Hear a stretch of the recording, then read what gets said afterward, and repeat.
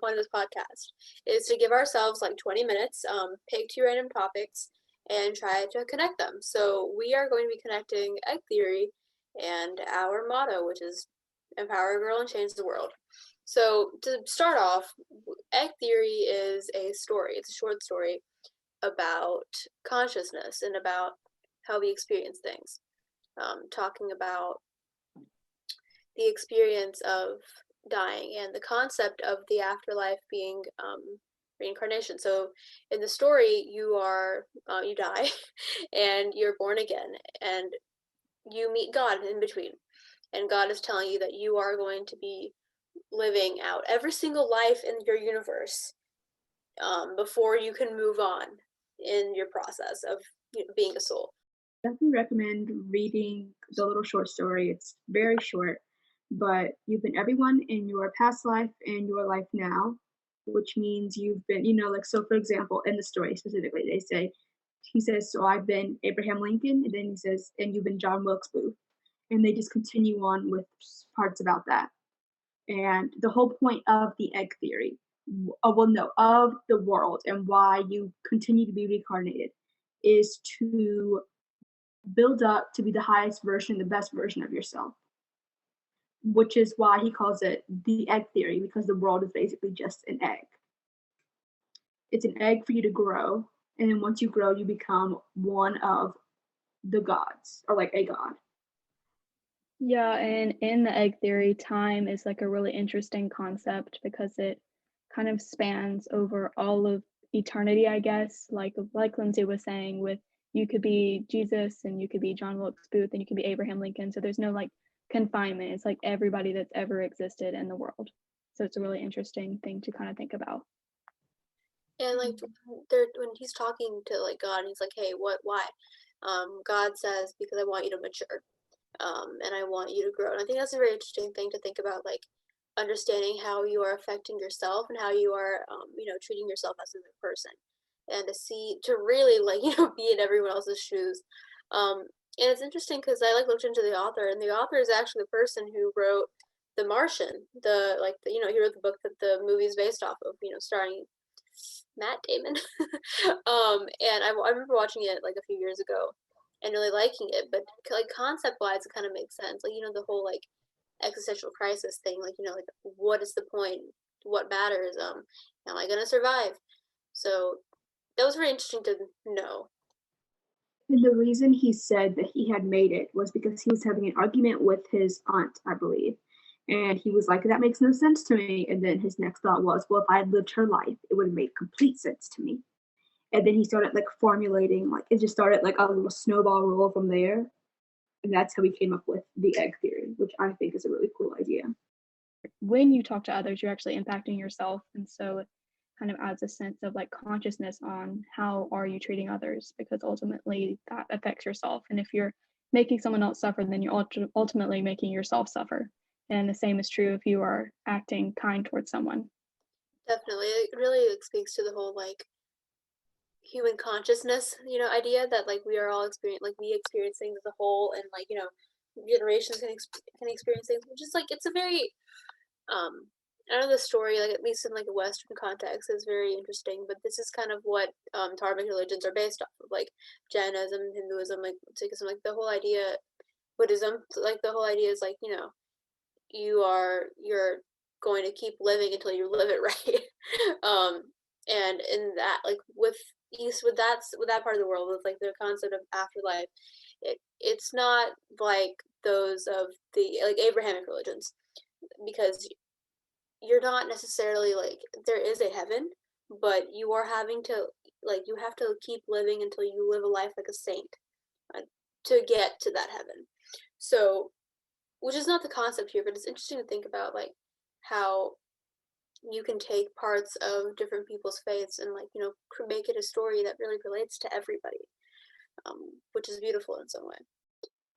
It really is. The first time that I read this story, I remember I was having a crisis for days.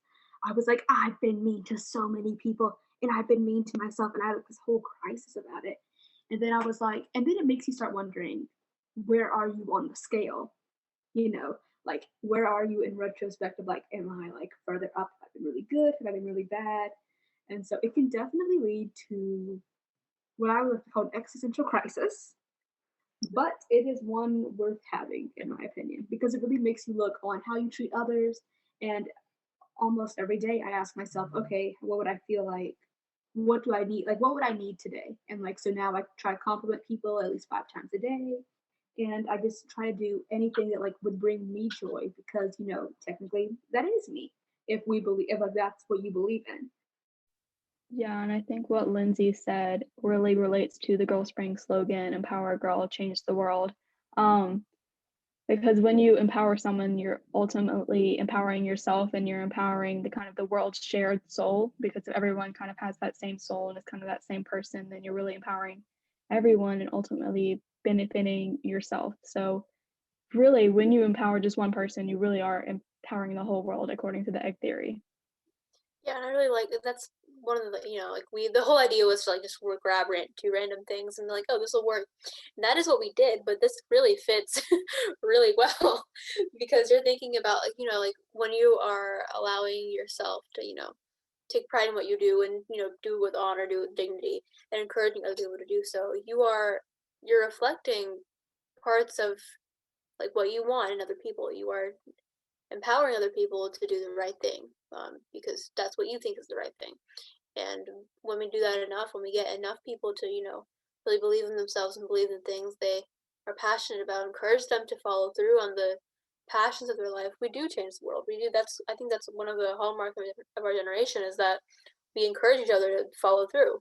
And there is that like pressure from your peers to like, hey, if this is something you're passionate about, maybe you should follow through on it. And it's like, well, okay, maybe I will. And a lot of good has come out of that. Yeah, definitely it has. And back to the whole slogan thing, it's just like when you empower another person, you're empowering yourself. So, but you really are considering the fact that the world is your egg, you are empowering the world because you're empowering yourself, which is just an egg for yourself, which I think is an amazing concept because it just shows how much one little thing can change. Because like one compliment could like make someone's complete day. And like, I don't know, it's just an amazing thought. And it's so mind boggling to think about. Yeah, and when you look at like I guess progression of humanity over time and just how it's grown and how it's changed, the egg theory really fits into that because as the human kind of like soul has matured, people have made improvements and society has grown. Like if you follow the women's rights movement, and so I guess just really when you treat someone right, when you empower someone, you are fueling the further progression of humanity, and that's like a really big concept to think about. And it's a really kind of pull back perspective of what happens when you treat others the right way, and it's really kind of inspiring and empowering to yourself, I guess. No, I love that. I love that so much. I'm just thinking of that right now. And like, like it's another net positive. Like the more good you put into the world, the more you are, you're maturing the world in a positive way. You're making it better. You're making it more conscious of of itself, more conscious of how it treats other people. And that is a wonderful thing to think about. It's a wonderful way to connect it back to egg theory and like think about how you can really change the world by understanding how other people feel and putting yourself in their shoes. Yeah, no, the egg theory definitely can like line up with world, but it also, but one thing that like you can kind of hint from the egg theory is the fact that time doesn't really exist. So like so like what I've gathered from it, because I've read it a few times and I'm pretty like idealized. Like I pretty much know I get the basic gist of it is all of time is happening at once, has already happened. And like it's happening, it's already happened, and it's going to happen. So like all of time is just there's no such thing as time, basically, for them. So that's why I think the egg theory is just so mind boggling because I can't really wrap my head around the fact that there's no time. And like I'm even trying to figure out the words to say because it's just so overwhelming. And it's like interesting because like like physics. I'm in physics right now, so like physics is based off of time. You can't really have you can't I can't do this without like if I'm going to analyze my movement and analyze my me throwing a ball or something, I have to think about how long it's taking for it to get from point A to point B. That's a huge part of that calculation. So we can't our whole world is based around how long it takes things to happen. Biology, like math, like anything is around the fact like, okay, how long is it going to take me for to do this or to move from here to there? And I think it's very hard for us to separate from that thought because you can't undo things. And I guess when you're thinking about going back, you think that you can undo things or you can change something. But I guess in this way of the world, you can't. Things happen for a reason, and everyone's just a part of one thing. Yeah, I totally agree with your concept of like time just being extremely mind-boggling. I know whenever I try and think of like relativity and all that kind of stuff, it's like crazy, and it's really weird because we're so used to time, and this is such a time-focused society that we live in, and everything's just kind of like by the clock. Um, but to think of a world where time doesn't really exist is just kind of crazy because it's like how do things happen? How do things kind of clock in on the timeline of the world? And to provide a bit of context, like in this story, the man who's died has just found out that he's going to be reincarnated, and he lives in the modern world, and he's going to be reincarnated to be a Chinese peasant girl in 540 AD. And so that's like a huge jump, and it's mind-boggling for him as well, in the same way that it would be for us. So it's just really weird to see how that kind of lines up and how just kind of you can impact the past, I guess, by maturing yourself. Definitely, I think a big part of that as well with how time is kind of dealt with in the story. It's like kind of like when God's talking, God doesn't explain. God's just kind of like, yeah, this is what's happening, and okay, goodbye, and which is really interesting because it allows you to just keep questioning, like, okay, well, what, how? Because I think a very human thing for us to do is to always be like, why, what, how, which is how. So what science is based off of, what thing like going forward is based off of understanding what we're doing now. I think it's interesting that it's kind of left open-ended. The author never explains, like, oh, this is what that meant, this is what this meant. It's just out there for you to interpret, which is, aligns itself with a lot of mainstream religions, which is very interesting. And I think the reason he leaves it open is because, like in the story, if you had sat there long enough, you remembered everything. You would have known everything he was talking about. You would have known exactly everything that you've been. And so he says, why would I explain it to you when you'll be back here in like 2.9 seconds? Because time isn't real. So, and at first when I read it, I was sitting there and I was like, how can he just sit there bored for each individual lifespan? And then it like clicked, it's like time doesn't exist to him. So like it could just be like every second you're just coming back immediately after. And so that's why and every single time probably ask the same questions, the same, what's the meaning of life? Why am I here? All of that. So he's probably just gotten to the point where he's like, you can figure it out next time. Just go ahead. Which is why I think it's left so much to interpretation, like in the storyline.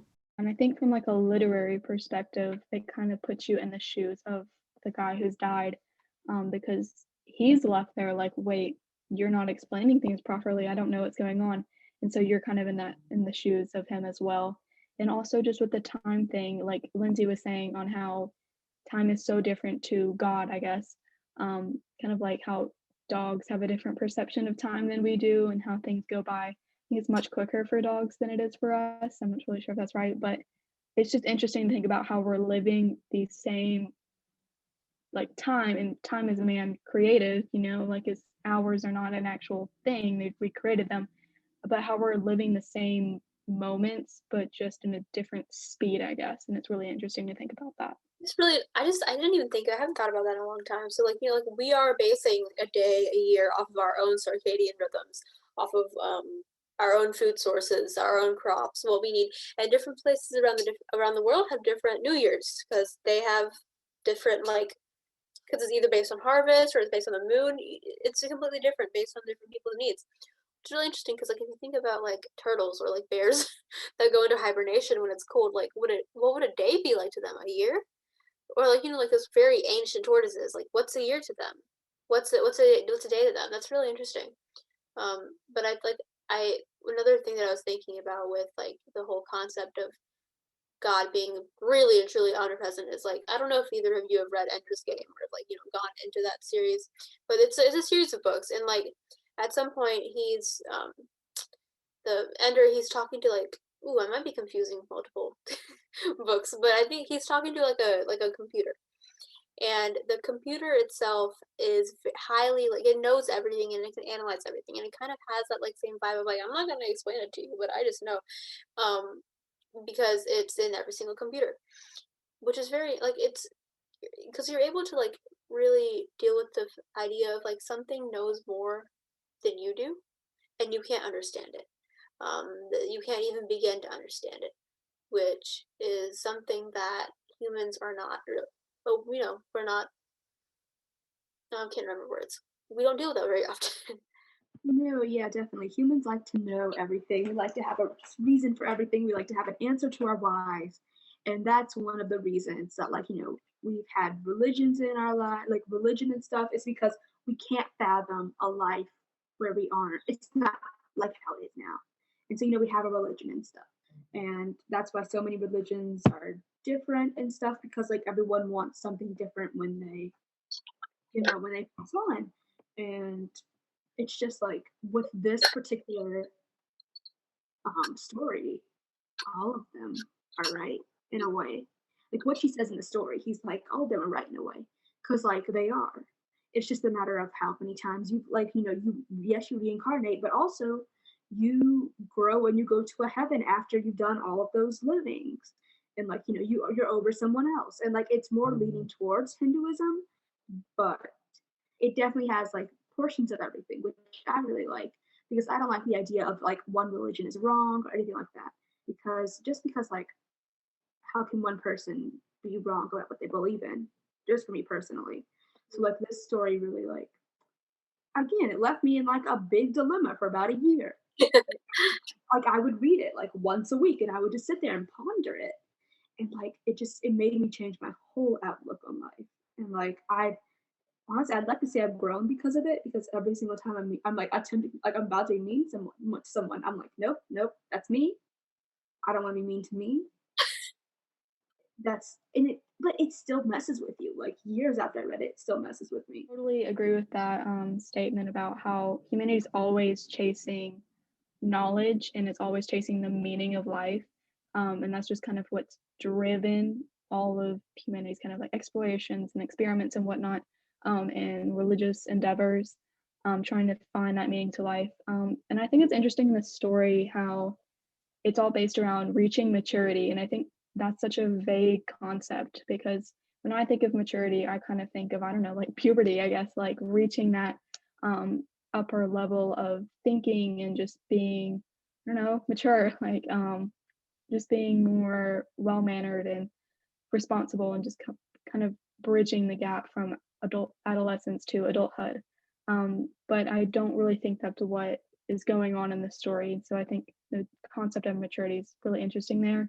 And I think the concept of maturity also differs from religion to religion. Um, like with Christianity, it's kind of based around like doing good to others and treating others as you would yourself and really loving one another. But with each religion, it's similar, but it's not totally the same. And maturity is an interesting way to phrase that. I've never heard that kind of concept before. So I thought that was really interesting and something that can definitely be debated from person to person's interpretation of the story. Definitely. And I mean like I was raised Hindu.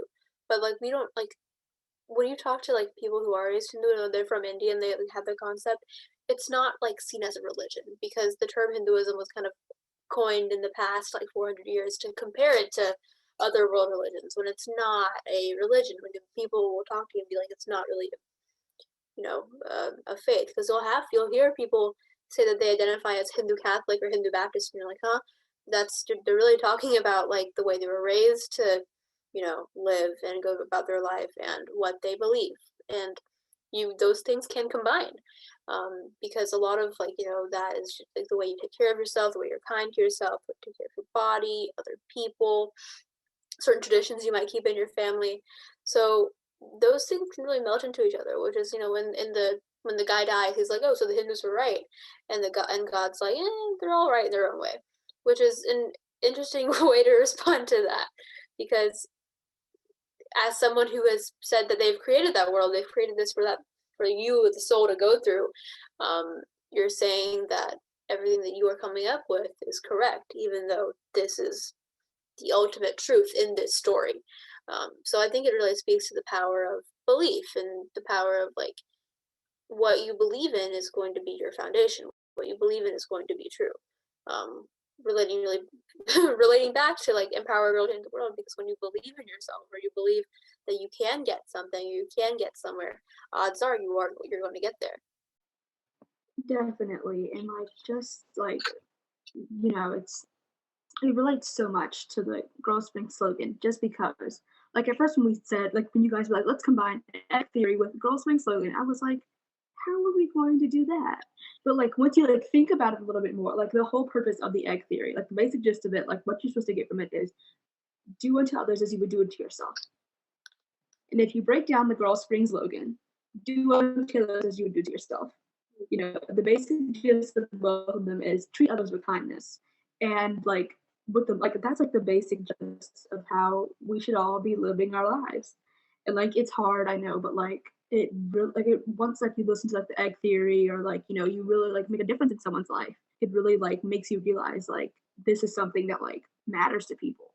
And it can change everything. Like one simple gesture could change everything.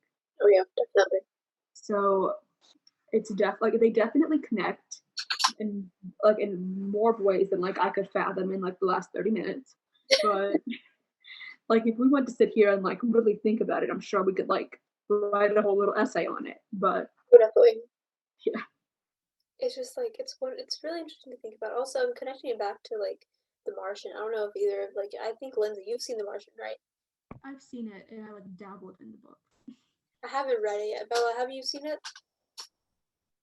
So, okay, I don't think I'm spoiling it by giving the premise, but like the whole idea is that this guy gets left on Mars because they're on a trip, like they're like it's a the space trip, and it goes wrong, and they think they lose him because his like comms shut off, but he's alive, and the whole like trying to like so he knows that there's a certain amount of time before another mission comes to Mars, and he's trying to survive that long, and just the whole like am I alone in the universe? Am I going to die alone on Mars? Like, what is going to happen to me? Is there a God? That whole concept of like, oh my God, what is happening? It's very interesting because I didn't know they were written by the same person, which makes a lot of sense. Because I mean, it's a very I've only seen the movie, and I'm sure that the book is beautiful because the movie was very good. Um, but the whole concept of like you are being stranded out by yourself, and like do you care about survival, do you care about salvation, what is your goal right now? It's very interesting. Yeah, definitely. I don't know if I was in that position. Like it's like zombie apocalypse. Like if a zombies were to like come right now, what would you do? And like most of us want to say like oh I'd fight, but like would you really, or would you just like admit defeat right there and call it a day? Because like it really just depends on how like things have been in your life and how you view life. Like if you think if you think like I'll just be reborn again, I'll figure it out next time. Or if it's going to be like I have to save as many people as I can, I have to do this, that, the third. And so it's just like the Martian, because like for example for him, time probably had a whole different meaning, because like a day was probably like 3 years in his mind, because he was sitting there doing nothing and he had to come up with all of his like own, he was the only person there, like minimal communication. He never knew if anyone would come back for him. They all thought he was dead. Mm-hmm. And I don't know, it's just it can kind of dabble in that, because like it's kind of like being alone in your own little universe, starting straight from scratch, just like because he had to do everything from scratch. And Mm-hmm. just absolutely mind blowing. Yeah, I just think all of this, it just fits so perfectly into the whole slogan. Um, And it's really surprising that something like the egg theory and something so kind of ambiguous and kind of out of this world and could just fit so neatly into something like Empower a Girl, Change the World. And I think it really just does go back to kind of that golden rule that Lindsay was talking about of do good to others and it'll come back to you in the best way. And kind of like that good karma kind of deal that is common and just in so many different belief systems. So it's just really neat and not something that I would have ever thought about on my own if I had not been introduced to this theory. Thank you for joining us today or tonight or in the middle of the day.